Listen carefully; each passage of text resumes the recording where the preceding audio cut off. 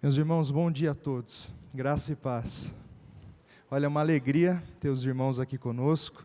Nosso segundo treinamento de professores, desse ano. Nós temos organizado esse evento através da nossa igreja, mas também através da Secretaria de Educação Cristã do nosso presbitério. A ideia mesmo é servir a nossa comunidade, os irmãos, e é uma alegria ter os irmãos aqui conosco, várias igrejas aqui do presbitério, da região. Então, uma alegria mesmo, que Deus nos abençoe nesse tempo, fale ao nosso coração. Eu quero convidar o reverendo Wilson, presidente do nosso presbitério, para dar uma palavra de saudação, orar conosco, e depois estarei apresentando o nosso preletor. Bom dia a todos, a paz do Senhor, sejam bem-vindos. Reverendo Leandro, Deus abençoe a sua vida, a secretaria, a nossa igreja. E como eu acabei de falar aqui com o Danilo, o presbítero Danilo, levanta a mão, Danilo. O Evangelho é o poder de Deus. A gente está aqui se equipando para continuarmos a nossa missão de levar este Evangelho, que é o poder de Deus, para a salvação de todo aquele que crê. Amém, irmãos? A gente crê nisso mesmo, de verdade? Então, que a gente possa sair daqui melhor preparado e prontos, animados, para continuar servindo ao Senhor com alegria. Vamos ficar de pé e vamos orar? Feche os seus olhos. Senhor, nós te agradecemos pelo privilégio que o Senhor nos dá de estarmos aqui juntos, nos equipando, nos preparando, para continuarmos a nossa missão, a missão da tua igreja, ir por todo o mundo e pregar o Evangelho. Dá-nos graça, dá-nos autoridade, dá-nos revestimento do Espírito Santo e capacita, Deus, cada um de nós. E obrigado por estarmos aqui nesta manhã e que o Senhor continue falando ao nosso coração e seja uma manhã, uma tarde muito abençoada. E o nosso presbitério, as nossas igrejas, nossos pastores, presbíteros, diáconos, o Senhor continue despertando as nossas igrejas. Oramos por aqueles que agora estão enfermos, várias situações, ó Deus, adversas. O Senhor é o Deus da cura, é o Deus do milagre. Cada um seja visitado pelo poder do Senhor e tenhamos um final de semana muito feliz na tua casa, recebendo ensinamentos para a honra, para a glória e louvor do teu nome, em nome de Jesus. E o povo de Deus diz? Amém significa? Eu concordo, pode sentar. Muito bem, quero pedir que o reverendo João Paulo venha à frente, por gentileza. Pastor, irmãos, nós temos a alegria de receber o pastor João Paulo, a sua esposa Juliana aqui conosco. Pastor João Paulo, ele é pastor lá em São Paulo, também professor do seminário JMC, também do Centro de Pós-Graduação Andrew Jump, onde eu tive a alegria de estudar com ele e poder repartir essa bênção com os irmãos, né? Eu fui abençoado com as aulas do pastor João Paulo e poder trazê-lo aqui é realmente uma alegria, um privilégio muito grande para mim e certamente o será para os irmãos. Então, louvo a Deus pela sua vida, pela sua disposição. É um prazer realmente tê-lo aqui conosco, viu, pastor?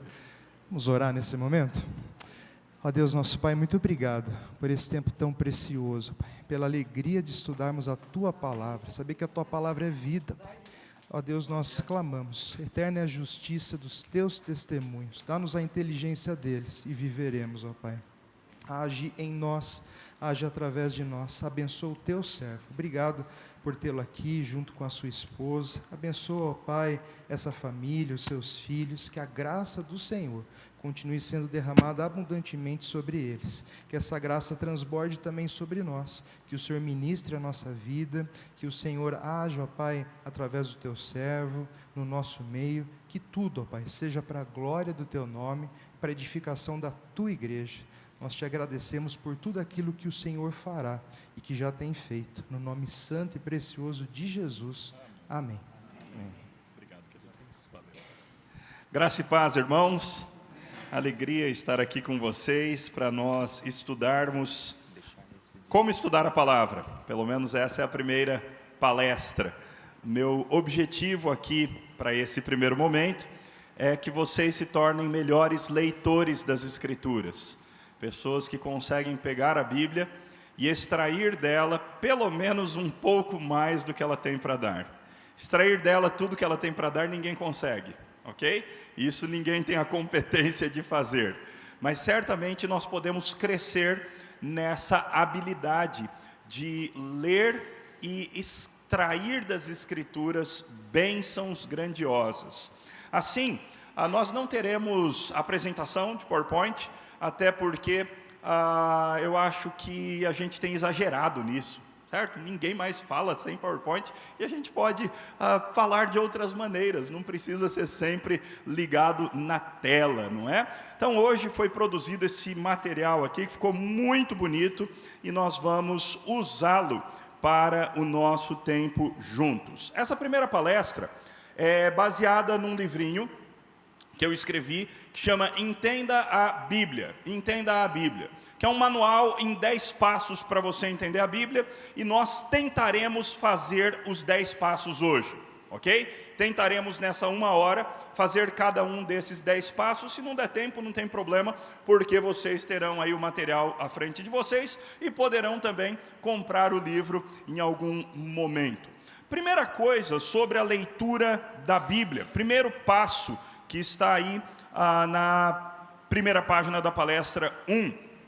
Escolha uma versão bíblica que você consiga entender e na qual consiga prestar atenção.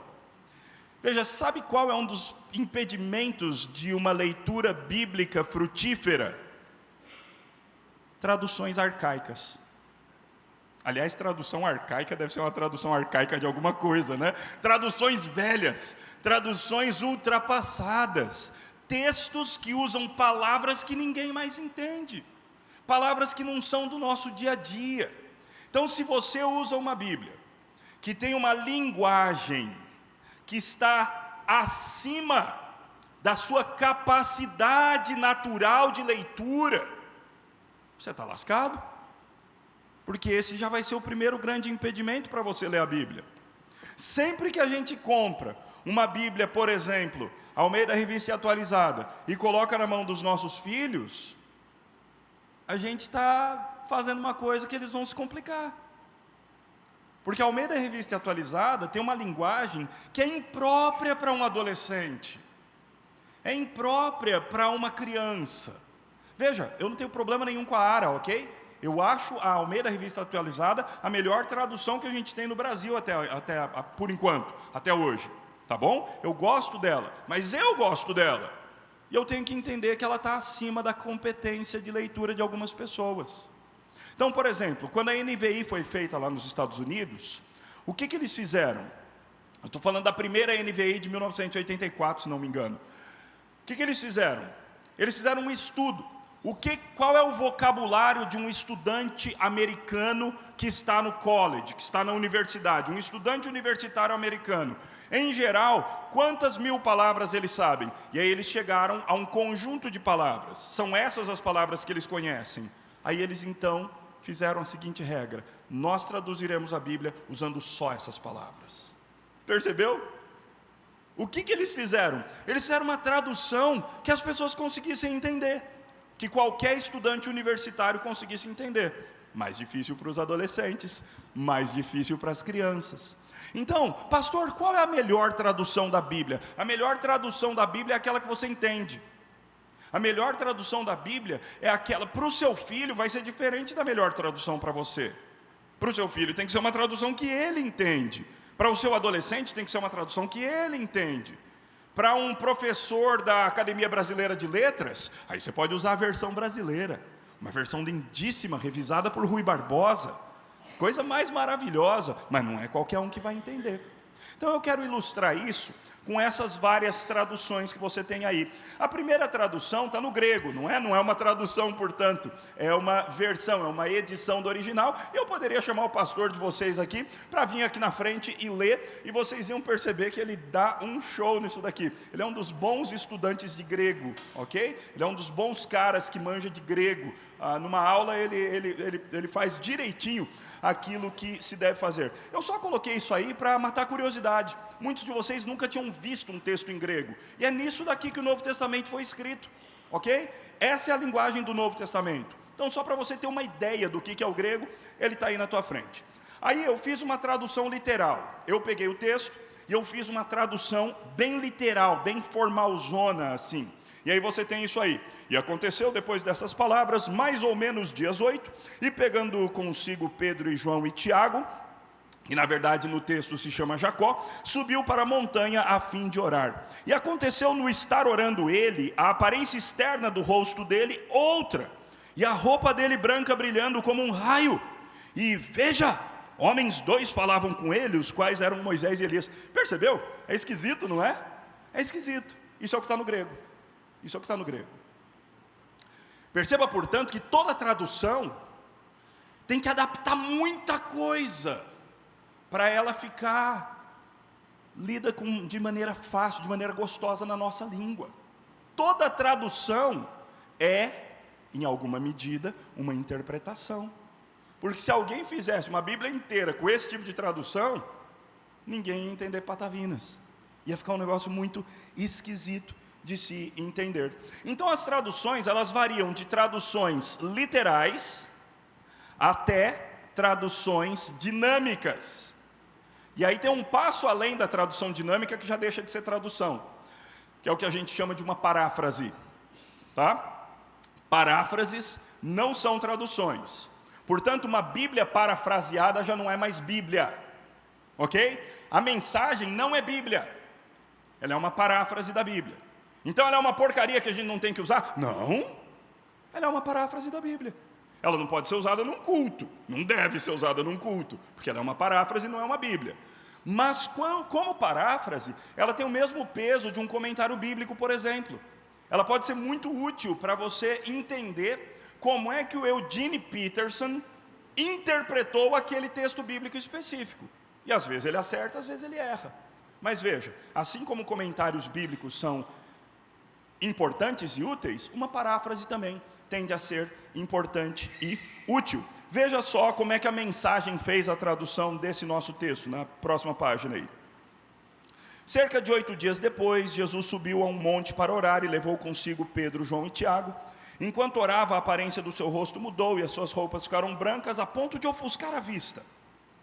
Por exemplo, esse a ponto de ofuscar a vista não está no texto, em nenhum lugar. Mas como que está no texto? Como um raio. Então como é que ele interpretou como um raio? A ponto de ofuscar a vista. Isso é uma paráfrase, ok? Então esse a ponto de ofuscar a Bíblia não é Bíblia. A ponto de ofuscar a vista não é Bíblia. Mas é uma interpretação que o Eugene Peterson deu para facilitar a compreensão do leitor. Isso é uma paráfrase, não é Bíblia. 2 homens apareceram para conversar com ele, eram Moisés e Elias. Que aparição gloriosa! Eles falavam a respeito da partida de Jesus para Jerusalém. Enquanto isso, Pedro e os demais haviam caído no sono. Quando acordaram, esfregando os olhos, viram Jesus em sua glória com Moisés e Elias. Veja, aquela ideia da transfiguração, o rosto transfigurado saiu. E por que saiu? Porque ninguém sabe o que é transfigurado. Não é verdade? Ninguém sabe o que é isso. Então ele facilita a compreensão ao colocar o rosto cheio de glória. O que também é uma coisa muito difícil de saber, mas pelo menos facilita em alguma medida. A gente vai continuar lendo a partir do versículo 32, na NTLH, uma antes. Pedro e os seus companheiros estavam dormindo. NTLH, nova tradução linguagem de hoje, que é uma belíssima tradução, viu? Belíssima tradução, ótima tradução, a nova tradução linguagem de hoje. Ótima para quem? Ótima para as crianças, ótima para os adolescentes, ótima para pessoas não tão estudadas, ótima tradução. Porque a utilidade de uma tradução está naquilo que ela se propõe a fazer. Pastor, qual é a melhor tradução? Depende, para quê? Você vai falar na Academia Brasileira de Letras, você vai falar numa universidade, você vai falar num morro, você vai falar para crianças, para quem que você vai falar? Dependendo onde você vai falar, então eu te digo qual é a melhor tradução. Porque é para isso que servem traduções. Para a gente escolher aquela que melhor se adequa ao público-alvo específico. Ok? Então, NTLH, Pedro e seus companheiros estavam dormindo profundamente, mas acordaram e viram a glória de Jesus e os 2 homens que estavam com ele. Quando esses 2 homens estavam se afastando de Jesus, Pedro disse: Mestre, como é bom estarmos aqui. Vamos armar 3 barracas, uma para o Senhor, uma para Moisés, outra para Elias. Pedro não sabia o que estava dizendo. Isso é interessantíssimo, né? Esse comentário de Lucas é maravilhoso. Pedro não sabia o que ele estava fazendo. Muito legal. Ele ficou impressionado. Ele estava ali, uau, que coisa maravilhosa. E ele começou a falar sem nem prestar atenção direito no que ele estava falando. Ele ainda estava falando, quando apareceu uma nuvem e os cobriu. Os discípulos ficaram com medo quando a nuvem desceu sobre eles. E da nuvem veio uma voz que disse: este é o meu filho, o meu escolhido. Escutem o que ele diz. Quando a voz parou, eles viram que Jesus estava sozinho. Os discípulos ficaram calados e naquela ocasião não disseram nada a ninguém sobre o que tinham visto. Primeira regra, então, para a leitura da Bíblia: escolha uma tradução que se adeque ao seu nível de leitura, ok? E não fica com vergonha, tá bom? Se o seu nível de leitura é NTLH, leia a NTLH para a glória de Deus. Se o teu nível de leitura é a NAA, leia a NAA. Se o teu nível de leitura é a Almeida Revista Atualizada, maravilha, leia a Almeida Revista Atualizada. Se você quer uma tradução mais rebuscada, leia a tradução brasileira. E assim sucessivamente. Agora, uma outra dica: não passe a vida inteira lendo uma tradução só. Por quê? Porque você fica viciado. E aí o texto para de impactar você. Como você já leu aquilo tantas vezes, para de mexer com você. Você já teve essa experiência como crente, de ler a Bíblia numa outra tradução e falar assim: nossa, isso daqui está no texto?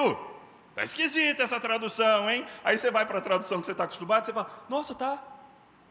Não é verdade, estava lá mesmo. Eu nunca tinha visto isso. Por quê? Porque você mudou de tradução. Você precisa mudar de tradução de vez em quando. Você precisa mudar a versão bíblica que você usa de vez em quando. Segunda regra para a leitura da Bíblia: além de ler a Bíblia em várias traduções, você precisa aprender a orar a Bíblia. Orar o texto bíblico. O que eu estou falando? Eu não estou falando só sobre o dever que todos nós temos de orar antes de ler a Bíblia, pedindo que Deus nos ilumine, que o Espírito Santo que a inspirou abra os olhos do nosso coração para que a gente contemple as maravilhas da lei de Deus. Eu não estou falando sobre essa oração de iluminação, que é super importante também. Também não estou falando sobre uma oração posterior à sua leitura, que pede para Deus aplicar aquilo que você leu ao seu coração e te ajude a viver de acordo com aquela realidade. Também não estou falando sobre isso, embora isso seja fundamental também. Eu estou falando sobre orar o texto. Orar o texto bíblico. Então, você pega um texto como esse e você... Deixa eu pegar a NVI agora. Aproximadamente 8 dias depois de dizer essas coisas, Jesus tomou consigo Pedro, João, Tiago e subiu a um monte para orar. Senhor Deus, eu amaria participar dessa reunião, mas a verdade é que eu tenho tempo para orar e eu desprezo. Eu tinha que ser muito mais um homem de oração do que eu sou. Então me ajuda a fazer como Jesus fez. Quem sabe convidar 1, 2, 3 amigos. Quem sabe ir para um lugar diferente e fazer a mesma coisa. Me ajuda a tomar essa decisão. Me traz na cabeça alguém que eu possa convidar para fazer isso comigo. Isso é orar o texto. Você acabou de ler o texto e você fala com Deus a respeito daquilo que você acabou de ler. E você continua a leitura. Enquanto orava, a aparência do seu rosto se transformou e as suas roupas ficaram alvas e resplandecentes, como o brilho de um relâmpago. Oh, Senhor Deus, eu amaria estar presente nisso e ter visto essa transformação, essa glória que apareceu de repente no rosto de Jesus. Me ajuda a ter mais noção de quem é Jesus. Porque às vezes eu super enfatizo a humanidade dele, em detrimento da divindade dele. Às vezes eu super enfatizo a divindade dele, em detrimento da humanidade dele. A verdade é que ele é Deus, 100% Deus e 100% homem. Me ajuda a respeitar o Senhor Jesus Cristo, amar o Senhor Jesus Cristo, e entesourar o Senhor Jesus Cristo no meu coração, como esse grandioso Deus, cheio de glória, que apareceu nesse dia. E assim você vai interagindo com o texto. Isso daqui é a palavra de Deus, meus irmãos. E quando Deus fala, você pode responder. Se Deus está falando, você pode interagir com Deus. Ele te deu a glória das Escrituras e a bênção, a glória da oração. Então por que essas coisas têm que ser necessariamente separadas? Por que não unir mais essas coisas? Irmãos, só isso daqui já pode revolucionar a tua vida espiritual. Só esse ponto. Se você aprender, de fato, a começar a interagir com as Escrituras em oração, desse jeito, meu irmão, isso vai mudar a tua vida espiritual. Você vai começar a crescer em comunhão com Deus, com passos muito mais largos do que você está acostumado a fazer até aqui. E não é porque é uma técnica que eu estou dando para vocês, uma técnica nova. Aliás, isso é antiquíssimo na história da igreja. Não é nenhuma novidade isso daqui na história da igreja. É tão antigo que se perdeu. É tão velho que as pessoas não sabem mais. Mas é porque você vai estar conversando mais com Deus. Ele fala, você responde. Ele fala, você responde. Não é assim que se faz normalmente? Não são diálogos que a gente normalmente estabelece? Então você pode aprender a fazer isso dessa maneira. Ore as Escrituras. Depois faça isso, tá bom? Eu dei exemplos, mas você tem uma página aí cheia de linhas, e depois na sua casa preencha. Escreva uma oração de resposta ao relato da transfiguração. Terceiro passo. Encontre uma unidade de pensamento para ler e meditar.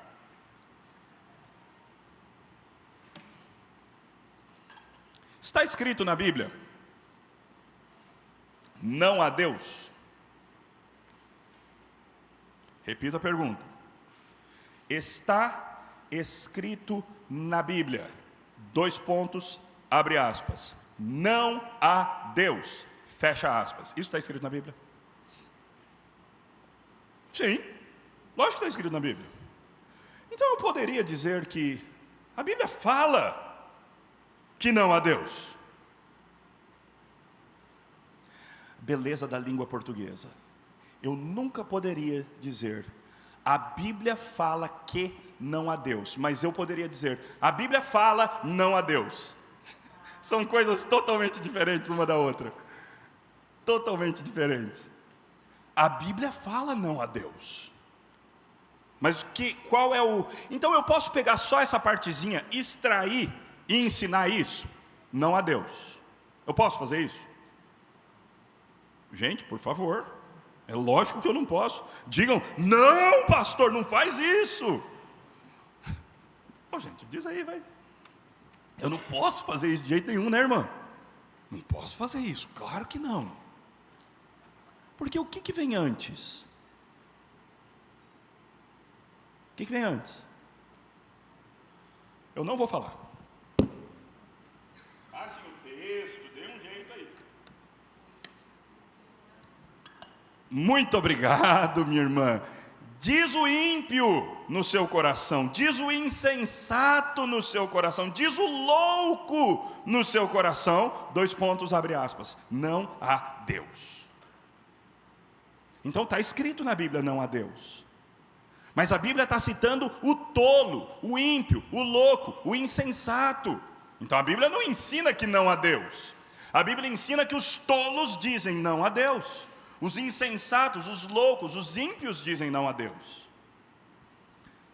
Mas isso ilustra o seguinte: se você arrancar uma partezinha do lugar onde ela pertence, você prova qualquer absurdo na Bíblia, até que Deus não existe.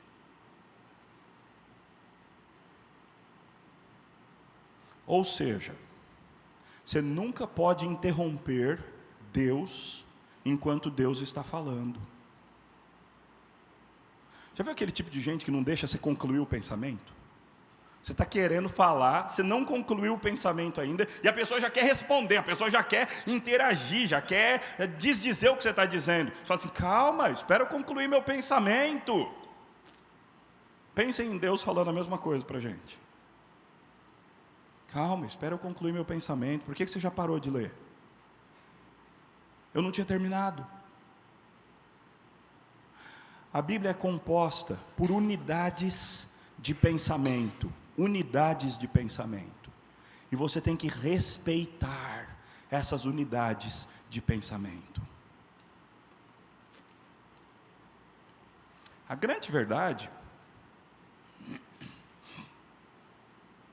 é que a unidade de pensamento é cada livro. A principal unidade de pensamento é cada livro inteiro. Porque veja,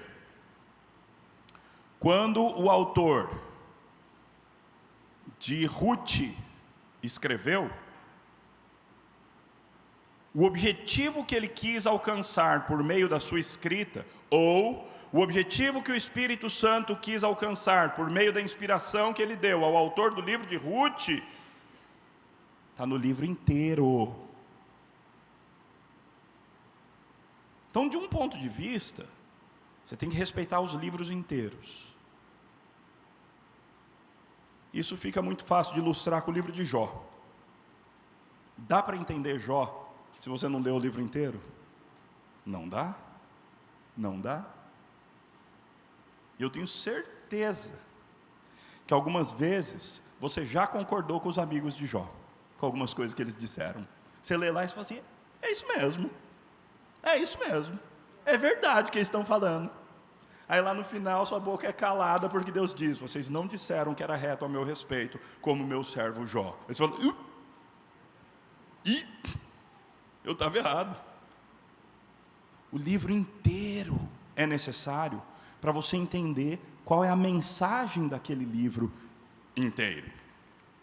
No entanto,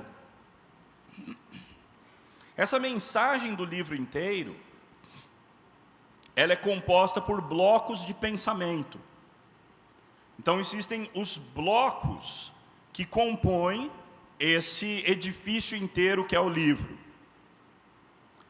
Meu ponto aqui é que você não pode pegar algo que seja menos do que um desses blocos. E qual é o bloco? Parágrafo. Parágrafo. O bloco não é o versículo. Num certo sentido, é uma lástima que a gente dependa tanto de versículos. É uma lástima. O bloco principal, a estrutura principal de pensamento nas Escrituras é o parágrafo e não o versículo. Por isso é que Bíblias paragrafadas tendem a ser mais úteis para o cristão do que Bíblias não paragrafadas. Pastor, o que é uma Bíblia paragrafada? É aquela que os versículos aparecem no meio da linha, sabe? Você tem no meio da linha, você tem como que chama isso aqui mesmo? Parágrafo. Você tem aquele parágrafo que a professora lá do primário falava, né? Parágrafo. Você tem o parágrafo, e aí você tem o versículo, e vários versículos compondo um bloco, compondo o parágrafo inteiro. Certo? Você põe o dedinho. Era assim. Esse tipo de Bíblia é super útil, super útil. Mas mesmo as que não tem parágrafo, se você prestar bem atenção, alguns versículos têm a primeira letrinha em negrito. Aquilo é o princípio do parágrafo. Então, mesmo nas Bíblias que são organizadas por versículo, várias delas, a primeira letrinha de alguns versículos está em negrito. Aí vários versículos sem a primeira letrinha em negrito, aí depois um versículo com a letrinha em negrito. Aquilo é o começo do próximo parágrafo. Ok? Preste atenção nisso. Preste atenção nisso. É claro que a paragrafação também é interpretação. Ok? Alguém fez os parágrafos para você. Porque no original não tem nem espaço, quem dirá parágrafo. Tá bom? As letras são tudo unidas, é difícil pra caramba, os manuscritos mais antigos. Mas aquilo já vai te ajudar, porque tem unidades de pensamento. Então a menor unidade de pensamento para você meditar, e para você fazer uma aula, e para você abençoar a sua própria vida, ou abençoar a vida de outra pessoa, qual que é? o parágrafo, não o versículo. Não o versículo. Porque o versículo fora de contexto, irmãos, ele às vezes é a mesma coisa do não a Deus. Ok? Você tirou uma coisa de contexto e ela está dizendo uma coisa totalmente diferente do propósito para o qual ela foi escrita. É o famoso caso do tudo posso naquele que me fortalece, não é? Extraído do contexto, parece que todos nós somos Superman. No contexto eu posso ser humilhado, eu posso ser honrado, eu posso passar fome, eu posso ter um banquete, eu posso estar preso, eu posso estar livre, tudo posso naquele que me fortalece. Ou seja, eu posso me lascar e eu posso me dar super bem. Se Deus estiver comigo, está tudo bem. Eu posso tudo naquele que me fortalece. Posso estar doente, posso ter saúde, eu posso tudo naquele que me fortalece. Não é que eu sempre vou ter saúde. Isso é o contexto. E o contexto é fundamental para que você compreenda o texto. Eu pus um texto aí, mas eu não vou tratar dele não. A gente tem até 10h30, né? Nessa primeira palestra, ok. Ponto 4. Analise qual é o tipo de texto que você está lendo. Existe um negocinho chamado gênero literário. Gênero literário. Existem diferentes tipos de texto, certo? Uma mensagem de WhatsApp é diferente de uma carta formal, que é diferente de uma conta de luz, que é diferente de um poema de Camões, que é diferente de uma matéria de jornal, que é diferente de um gibi em quadrinhos, que é diferente de uma tese de doutorado. Tudo isso são diferentes tipos de gênero literário, ok? Gênero literário. E quando o gênero literário é da sua própria cultura, você nem percebe. Você lê um gibi e você passa a ler uma tese de doutorado, na tua cabeça você não faz ideia o tanto de regra que mudou de um jogo para o outro. Aqui você estava usando um tipo de regra. Aqui você já passou a usar um outro tipo totalmente diferente de regras. Mas você fez automaticamente porque essa é a tua cultura. Ok? Se você está acostumado com esses dois gêneros literários. Você faz isso automaticamente. A Bíblia é composta com alguns gêneros literários que não são da nossa cultura. E é por isso que alguns gêneros literários são dificílimos da gente entender na Bíblia. Que era comum para as pessoas da época, mas não é comum para nós. Um desses gêneros, por exemplo, chama diatribe. Diatribe é um diálogo que você inventa com o interlocutor imaginário. Então eu começo a fazer pergunta no meu texto, certo? Começo a fazer pergunta para alguém, não sei o quê, não sei o quê, não sei o quê. Não sei o quê, não sei o quê, não sei o quê. Não sei o quê, não sei o quê, não sei o quê. Não sei o quê, não sei o quê. Você começa a fazer pergunta e você responde. Mas a outra pessoa não existe, é você mesmo que está interagindo com o interlocutor imaginário. Você criou uma pessoa e você está interagindo com ela. Ok? Nesse sentido, por exemplo, todas as coisas me são lícitas não é uma afirmação bíblica. Deus nunca disse isso. Isso é parte de uma diatribe. Paulo nega isso daí, com a resposta que ele dá. Isso é uma pergunta e resposta, diatribe, ok? Esse é um dos textos difíceis. Se você quiser entender mais sobre isso, digita lá, todas as coisas me são lícitas, fides reformata, e você vai achar um bom artigo sobre este assunto. Bom, modéstia à parte, né? Você vai achar um artigo sobre esse assunto. Me traí, irmão. Me traí aqui. Oh, gente. Eu tento ser humilde, mas é dose. O coração é pecaminoso, gente. É duro. Analise qual é o tipo de texto que você está lendo. Então, existem mais de 100 gêneros literários diferentes. Mais de 100, ok? Você pegar em todo o mundo, em todas as culturas, em todas as épocas, deve existir em torno de 1000 gêneros literários diferentes.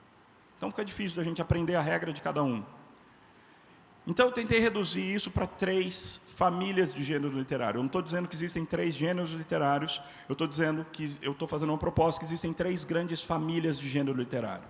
3 grandes famílias.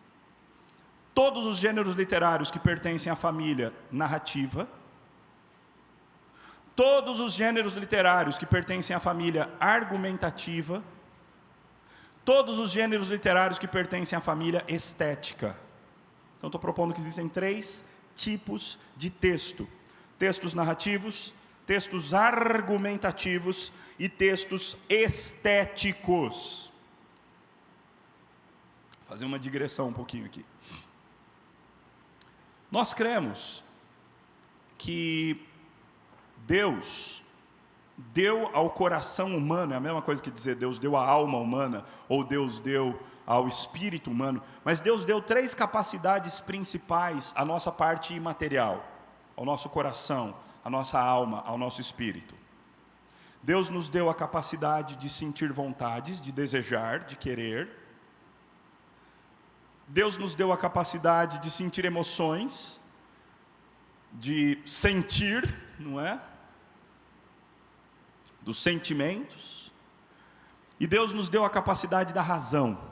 Essas são as famosas 3 faculdades da alma, ou as 3 capacidades do coração humano: vontade, desejos; razão, racionalidade, mente; emoções, sentimentos.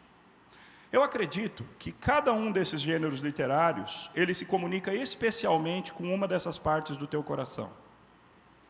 Textos narrativos comunicam de maneira especial com a tua vontade. Textos argumentativos comunicam de maneira especial com a tua razão. Textos estéticos comunicam de maneira especial com as tuas emoções. Eu acredito que Deus criou esses 3 tipos de texto para que eles se comuniquem de maneira especial com cada uma das nossas faculdades da alma. Não é que eles comunicam só com aquela faculdade, não, eles comunicam com as 3. Mas a porta principal que eles batem é naquela ali. É por isso que quando passa uma narrativa diante de você, narrativa visual, mas continua sendo narrativa, que mostra uma Coca-Cola e aquele barulhinho, de repente você está com a vontade da Coca-Cola. Aquilo lá não mexeu principalmente com a tua razão, aquilo lá não mexeu principalmente com as tuas emoções, mas mexeu com a tua vontade. Primeira novela feita no Brasil que tinha um casal, entre aspas, tinha 2 homossexuais, ia ter o primeiro beijo. Vocês sabem o que teve que acontecer? O que a Globo teve que fazer com os 2? A Globo matou um dos 2. Porque a sociedade brasileira não aceitou de jeito nenhum aquele absurdo. A Globo teve que matar um dos personagens. Aí o que a Globo foi fazendo? Foi contando história. Continua contando história. E conta história e coloca o homossexual como um cara super legal. Coloca o crente como um cara chato, o falso crente, a pervertida que diz que é crente. Mas coloca o homossexual como bonzinho, como legal, como aquele que você quase começa a torcer pelo romance dele. Conta história, conta história, conta história. Daqui a pouco você vai mudando. A vontade vai derrubando as barreiras, e não pela via da razão, mas pela via da vontade, você muda o jeito que a pessoa pensa. A gente é manipulado o tempo todo por meio de história. O tempo todo, o tempo todo. Mas Deus tem as melhores histórias. E a gente precisa aprender a usar delas. Textos argumentativos, eles têm uma tese. Essa é uma das lástimas da nossa educação, gente. Nossa educação no nosso país é muito ruim, em geral. Então, a maioria das pessoas no Brasil não sabe a diferença entre um tema e uma tese. A maioria das pessoas não sabe. Eu espero que hoje vocês saibam. Aqueles que já sabem, que bom. Aqueles que não sabem, eu espero que aprendam. Se eu disser para vocês a redondeza da Terra, vocês concordam ou discordam de mim? A redondeza da Terra, vocês concordam ou discordam de mim? Alguém discorda aqui, concorda?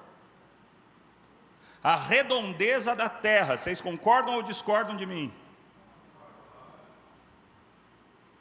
Algum de vocês tinha que levantar e falar assim: o senhor ainda não falou nada, pastor. Fala alguma coisa. Não dá para eu concordar ou discordar. Por exemplo, se eu falar: a redondeza da terra é uma mentira. Agora eu fiz uma tese. Agora eu tenho uma tese. Agora você pode concordar ou discordar. Antes você não podia, porque eu não tinha falado nada. Eu não tinha feito uma proposição. Eu não tinha feito uma afirmação, nenhuma negação. Eu não tinha falado nada. Eu tinha emitido um tema. E você não pode concordar com o tema. O tema não disse nada. A redondeza da terra. Sei, fala mais aí. O que você acha sobre a redondeza da terra? Você acha que ela é uma mentira? Você acha que ela é uma verdade? Fala mais, senão eu não posso nem concordar nem discordar. Essa é a diferença de tema e tese. Uma tese é uma proposição, é uma afirmação, é uma negação, é algo com o qual você pode concordar ou discordar. Um tema é só um tema, é só mais um tema. A beleza dos verdes campos de Limeira. Concorda ou discorda?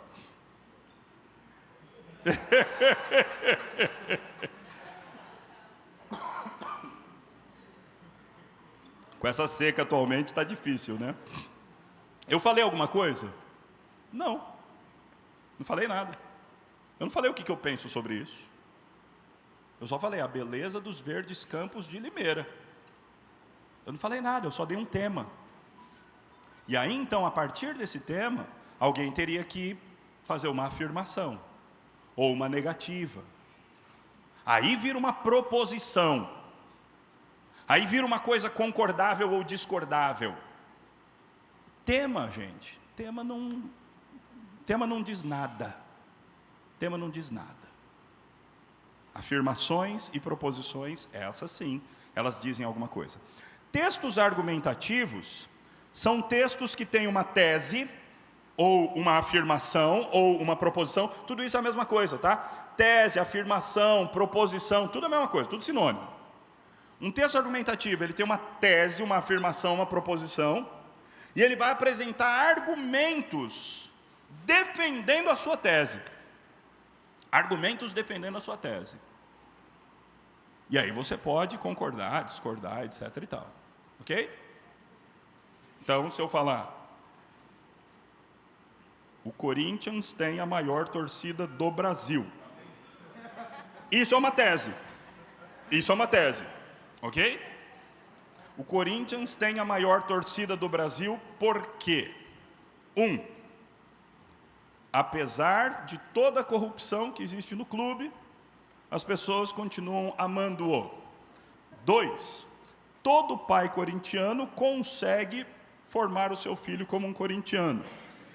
3,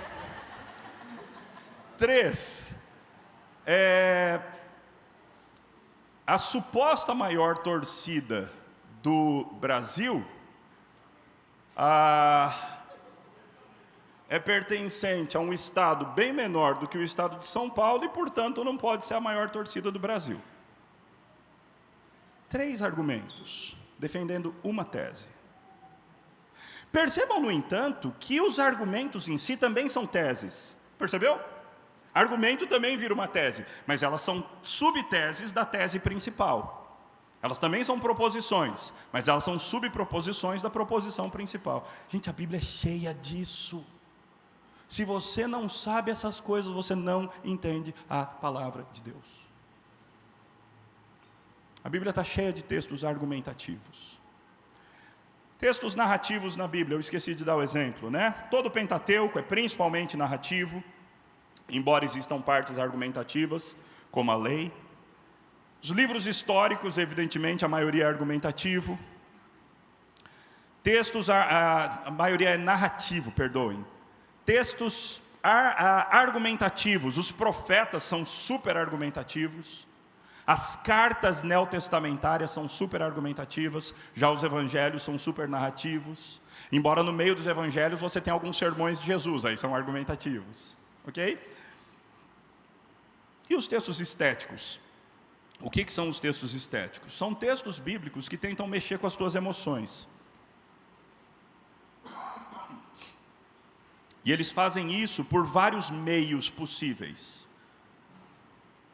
Os salmos são evidentemente textos estéticos. Eles usam poesia. Mas lembra, é poesia hebraica, não é poesia brasileira. E a poesia hebraica tem características distintas da poesia brasileira. Poesia brasileira tem rima. Poesia hebraica, rima não importa. Às vezes importa o som, mas é minimamente. O grande lance da poesia hebraica é repetição. Ok? Esse que é o quê da poesia hebraica? Você conseguir fazer boas repetições de ideias. Isso é um texto estético. Um texto estético radicalmente distinto desse. Texto de Apocalipse. O texto de Apocalipse, ele quer mexer com as tuas emoções, mas ele o faz por meio de grandes figuras impressionantes. Então você de repente vê uma besta, um animal terrível que surge das águas, depois um animal terrível que surge da terra, e esses animais terríveis começam a perseguir um grande dragão que persegue a mulher que estava dando à luz a uma criança que foi levada para imagens, grandes imagens que mexem profundamente com a gente. Isso é um texto estético. Textos estéticos também usam muitas metáforas. Eles usam símbolos e metáforas para dizer algo usando uma outra coisa. Então existem essas três famílias de textos nas Escrituras: textos narrativos, textos argumentativos e textos estéticos. Dicas para ler um texto narrativo, ponto 5.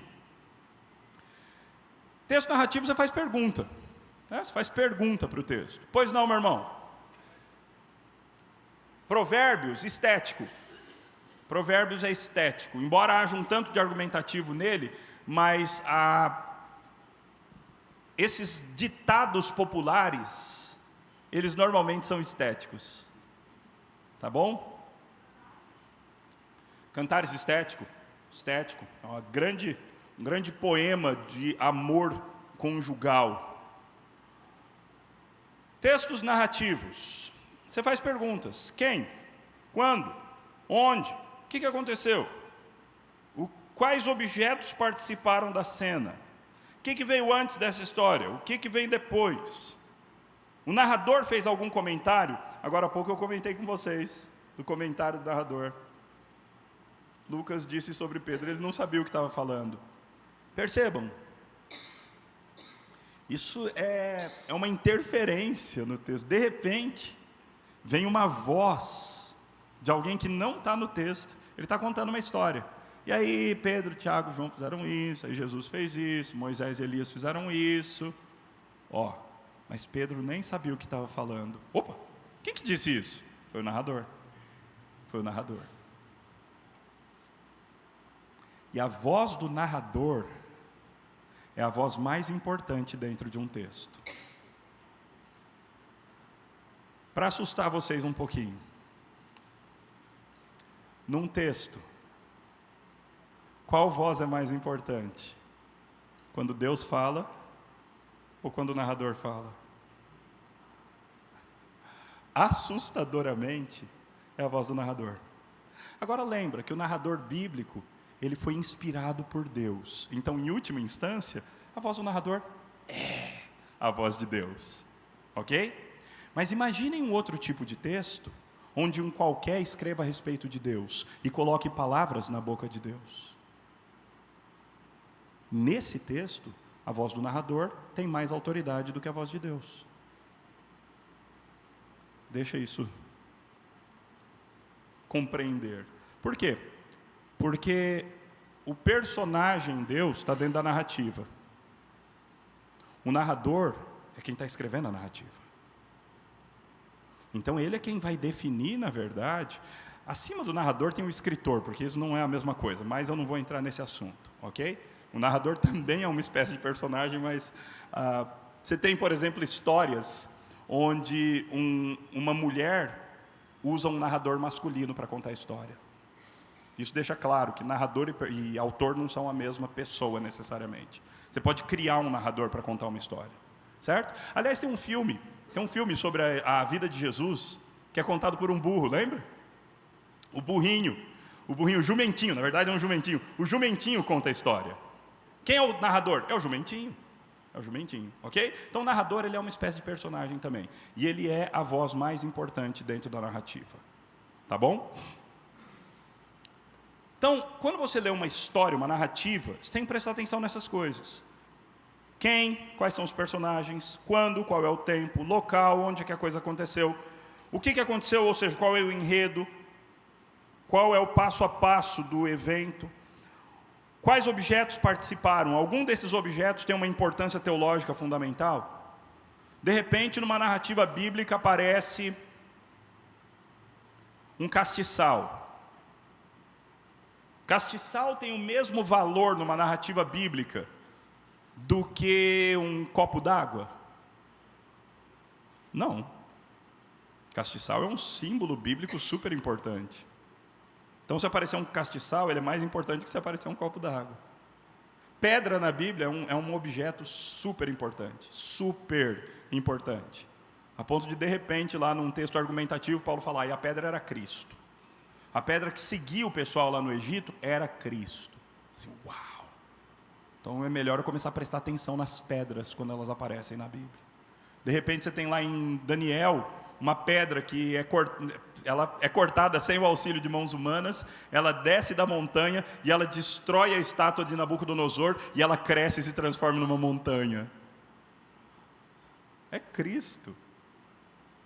Então veja, existem alguns objetos na narrativa bíblica que tem um peso super importante. E você precisa conhecer a narrativa bíblica inteira para saber quais são esses objetos. Ok? Por isso que é uma delícia estudar a Bíblia, gente. Isso é um trabalho para a vida inteira. Isso é um trabalho para a vida inteira e para você ficar assim, uau! Cada vez que você vê uma nova dessas coisas, é impressionante. A Bíblia é linda, linda, linda, linda, linda. Não há livro, não há outro livro. Eu não vou nem dizer como a Bíblia, não há outro livro. As Escrituras são maravilhosas. Não existe nada que se compara à palavra de Deus. Existem outras narrativas da mesma história. Por que Lucas escreve a mesma história que Mateus ou Marcos escreveram? Aí algumas pessoas pegam e unem os relatos para fazer um relato mais completo. É isso que Deus quer? Se Deus pegou 3 caras diferentes, às vezes 4, porque tem coisa que aparece nos 4. Se Ele pegou 3 autores diferentes para escrever uma mesma história, e eles escreveram com certas diferenças, você acha que Deus está fazendo o quê? Ele quer que você junte tudo, ou que você respeite cada um daqueles autores e entenda o porquê que ele contou a história daquele jeito específico? Por que ele deixou de fora aquelas informações que o outro colocou? Por que ele incluiu aquelas informações que o outro deixou de fora?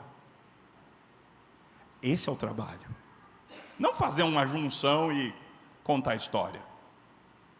Até porque, meus irmãos, isso é um conceito super interessante. A revelação de Deus para nós,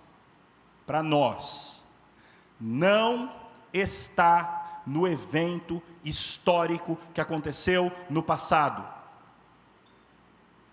A revelação de Deus para nós não está no evento histórico que aconteceu no passado. A revelação de Deus para nós está no texto. A revelação de Deus para nós está na palavra de Deus. Aqui está a revelação de Deus para nós. Portanto, você não precisa reconstruir o evento histórico. Você precisa ler o texto. Você precisa entender o texto. O jeito que Deus inspirou aquele autor específico para escrever o texto. Isso é a palavra de Deus para nós. O texto. Não é o evento histórico. O evento histórico foi revelação para as pessoas daquela época. Não é que o evento histórico não tem importância nenhuma. Não, ele tem. Ele foi revelação de Deus para aquela geração que o recebeu. Mas o texto é a revelação de Deus para nós hoje, para todas as épocas. Então, a gente não tem que ficar curiando, falando assim, eu queria saber isso, como é que aconteceu, a Bíblia não conta. Se a Bíblia não conta, é porque Deus achou que não importava. E Ele sabe mais. O que a Bíblia conta, é com isso que você tem que lutar. Até que você compreenda. Até que você consiga ser abençoado por esse texto. Então eu vou apresentar para vocês 3 tipos de texto. Os 3 de Jeremias, ok? Os 3 de Jeremias. Curiosamente, um é Jeremias 28, um texto narrativo. O outro é Jeremias 29, um texto argumentativo. O outro é Jeremias 30, um texto estético. Curiosamente, 3 capítulos, um tipo de texto em cada um desses capítulos. No texto argumentativo, eu vou pedir que algum de vocês, por favor, pegue o microfone e leia o texto para mim. Aliás, vou pedir para o pastor Leandro, ele conhece o microfone. Então, por favor, pastor. Eu vou interromper de vez em quando. O texto de 2 Pedro? Qual? Jeremias 28. É o texto narrativo que a gente vai ler, Jeremias 28. Primeiro vem o contexto. Certo. No quando começa, né? Eu vou ler o contexto só para a gente entender o que estava acontecendo antes. Jeremias estava usando um jugo como símbolo de que Judá e as demais nações deveriam se submeter ao domínio da Babilônia. Então, lá em Jeremias 27, 2... Jeremias 27, 2... Deus diz o seguinte para Jeremias: faça cangas. Aí você não sabe o que é canga, né? É um jugo. Aí você não sabe o que é jugo. E vai ser difícil de saber, porque você não vive num mundo rural. Jugo ou canga é aquela coisa que coloca em cima do boi, e você coloca em cima de um boi em cima do outro, para que eles carreguem normalmente um arado. Você não sabe o que é arado. Um arado que vai debulhar a terra, que vai deixar a terra mais fofa para você conseguir, eventualmente, lançar as sementes na terra. Ok? Então é isso. Você tem um jugo, que é um instrumento de dominação.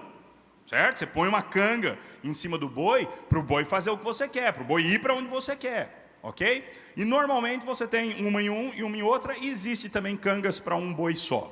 Tá bom? Então Jeremias está com um pedaço de pau aqui, certo? Um pedaço de pau. Aqui tem couro, e ele está com esse pedaço de pau assim, ó. Ele está amarrado nesse pedaço de pau. Ele está com uma canga em cima dele. E Deus falou, põe, e Deus não mandou tirar. Começa a viver com isso daí por um tempo, até eu falar para você tirar. Ok? Esse é o contexto do nosso texto. Pode ler o texto agora, pastor.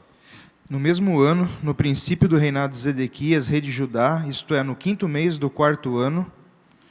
Pode continuar lá em Ananias. Quem? Ananias, filho de Azure, profeta da cidade de Gibeão, falou comigo.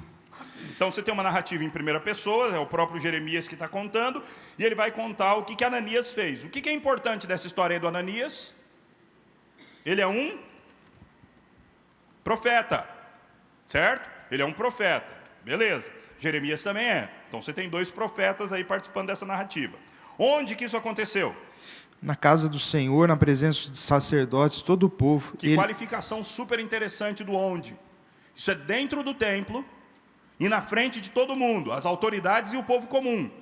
Está todo mundo reunido e agora você tem 2 profetas conversando. Segue, por favor. Ele me disse: assim diz o Senhor dos Exércitos, o Deus de Israel: quebrei o jugo do rei da Babilônia. Dentro de 2 anos eu trarei de volta a este lugar todos os utensílios da casa do Senhor, que Nabucodonosor, rei da Babilônia, tirou daqui e levou para a Babilônia. Eu também trarei de volta a este lugar Jeconias, filho de Joaquim, rei de Judá, e todos os exilados de Judá que foram para a Babilônia, diz o Senhor, porque quebrei o jugo do rei da Babilônia. Então tá lá, Jeremias está com a canga, certo? Jeremias está com o jugo no pescoço. E aí esse profeta chega e fala assim: assim diz o Senhor, eu vou quebrar o jugo do rei da Babilônia. Opa, você tem uma tensão. Você tem um cara que está com uma canga, um cara que está com esse jugo, e um outro que está dizendo que Deus vai quebrar o jugo. Então Jeremias responde, o que ele diz? Pode seguir aí para o que ele diz. Amém. Assim que faça o Senhor, que o Senhor confirme as palavras que você profetizou e traga de volta a este lugar os utensílios da casa do Senhor e todos os exilados que estão na Babilônia. Mas ouça bem essa palavra, que eu falo a você e a todo o povo. Então calma aí, primeira coisa que Jeremias fala, amém, que assim seja. Mas deixa eu te dizer uma coisa, ele diz isso. Os profetas que houve antes de mim e antes de você, desde a antiguidade, profetizaram guerra, calamidade e pestes contra muitas terras e grandes reinos. O profeta que profetizar paz será conhecido como profeta enviado pelo Senhor apenas quando a sua palavra se cumprir. Aumentou o nível de tensão. Jeremias fala o seguinte, o negócio é o seguinte, profeta normalmente tem notícia ruim. Assim é a história dos profetas. Profetas anunciam destruição, anunciam punição, anunciam castigo, anunciam peste. Você está anunciando coisa boa. Então, só depois que acontecer é que a gente vai acreditar. Então, Jeremias, curiosamente, ele cria uma lei a respeito de profecia. Essa lei não existe antes das Escrituras, antes nas Escrituras. Essa é uma lei que Jeremias, pelo padrão de como funcionou a profecia até aqui, Jeremias extrai uma nova lei. O profeta que anunciar coisa boa, só depois que acontecer, é que a gente confirma que ele é profeta de verdade. Agora a tensão vai subir. Pode ler o 10. Então o profeta Ananias tirou a canga que estava no pescoço do profeta Jeremias e a quebrou. Pode seguir. Depois falou na presença de todo o povo. Assim diz o Senhor, deste modo, dentro de 2 anos, quebrarei o jugo de Nabucodonosor, rei da Babilônia, pôs sobre o pescoço de todas as nações. Ou seja, Jeremias falou truco e Ananias respondeu 6. Bem alto. Jeremias falou, sua profecia só é verdade, porque ela é coisinha boa, não é? Então ela só é verdade depois que ela acontecer. Aí Ananias vai lá, pega o jugo que estava em Jeremias e quebra. Faz um ato profético. Tem igreja por aí que faz de monte disso daí. Faz um ato profético, até anda como leão. Quebra o jugo e então diz, é assim que o Senhor vai falar, 2 anos. O problema é que lá em Jeremias 25, Deus já tinha dito que o exílio ia durar 70. Ok? Jeremias já tinha dito ao povo, o exílio vai durar 70 anos. E agora esse cara está dizendo, 2 anos, acabou o problema. E Jeremias sai de cena. Jeremias fala, então tá bom, beleza. Esse é o primeiro ato dessa narrativa. Ele acaba. Tem uma mudança de local, tem uma mudança de personagem, então ele acaba. Versículo 12. Mas depois que Ananias, o profeta, quebrou a canga que estava no pescoço do profeta Jeremias, veio a palavra do Senhor a Jeremias, dizendo, vá e fale com Ananias, dizendo, assim diz o Senhor, você quebrou uma canga de madeira, mas ela será substituída por uma canga de ferro. Porque assim diz o Senhor dos Exércitos, o Deus de Israel, porém um jugo de ferro sobre o pescoço de todas essas nações, para servirem Nabucodonosor, rei da Babilônia, e elas o servirão. Até os animais selvagens eu entreguei a ele. Seu falso profeta, você está dizendo que eu quebrei a canga, mas você é um falso profeta, você não é um profeta do Senhor. Porque o que o Senhor está dizendo é que se você quebrou o jugo de madeira, eu coloco um de ferro. Isso tudo Deus fala com Jeremias. O texto não conta para a gente que Jeremias voltou para o templo, mas é isso que acontece, e então o texto conclui. Então o profeta Jeremias disse ao profeta Ananias, escute bem, Ananias, o Senhor não o enviou, mas você fez com que este povo confiasse em mentiras. Por isso, assim diz o Senhor, eis que eu expulsarei da face da terra. Você morrerá ainda este ano, porque pregou rebeldia contra o Senhor. E o profeta Ananias morreu naquele mesmo ano, no 7º mês. Bum! Acabou a história. O que significa que essa é uma tragédia. História sem final feliz. Ok? História sem final feliz. A Bíblia tem várias dessas. Um falso profeta é morto pela sua falsa profecia. E o povo tinha que entender. Os leitores do texto agora têm que entender. Qual é uma das aplicações que esse texto ensina? Qual é uma das lições de vida que você pode extrair desse texto?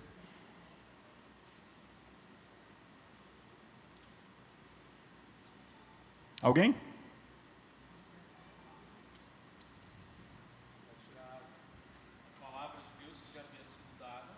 Não altere a palavra de Deus que já tinha sido dada. Maravilha. Que mais?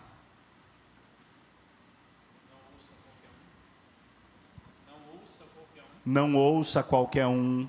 Nem todo mundo que diz assim diz o Senhor, está de fato falando em nome do Senhor. Deus não tem só notícia boa. Aliás, se algum suposto homem de Deus só fala coisa boa, desconfie. Se algum suposto homem de Deus só passa a mãozinha na tua cabeça, te dá tapinha nas costas e nunca fala do teu pecado, desconfie. Porque o profeta que anuncia tragédia, esse provavelmente está falando em nome do Senhor. O profeta que só traz notícia boa, deixa cumprir primeiro. Porque provavelmente ele é um falso profeta agradador.